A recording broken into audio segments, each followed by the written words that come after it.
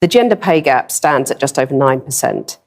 You've got women at the BBC recently saying that the broadcaster is illegally paying them less than men to do the same job. You've got only 7 women running the top FTSE 100 companies. Yeah.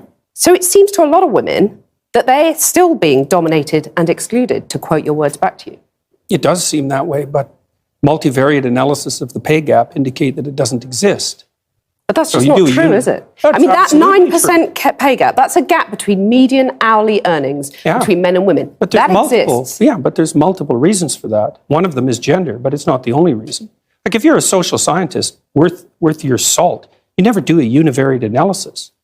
Like you say, well, women in aggregate are paid less than men. Okay, well, then we break it down by age, we break it down by occupation, we break it down by interest, we break it down by personality. But you're saying basically it doesn't matter if women aren't getting to the top, because that's what's skewing that gender pay gap, isn't it? You're saying, well, that's just a fact of life. Women aren't necessarily going to get to the top.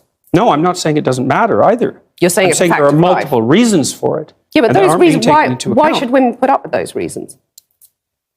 Why should women be content I'm not not saying to that get they to the should top? put up with it. I'm saying that the claim that the wage gap between men and women is only due to sex is wrong. And it is wrong. There's no doubt about that. The multivariate analysis have been done. So I can give you an example. You keep on talking about multivariate analysis. Let me give you an example. I'm saying that 9% pay gap exists. Yeah. That's a gap between men and women. I'm not saying why it exists, but it exists. Now, if you're a woman, that seems pretty unfair. You have to say why it exists.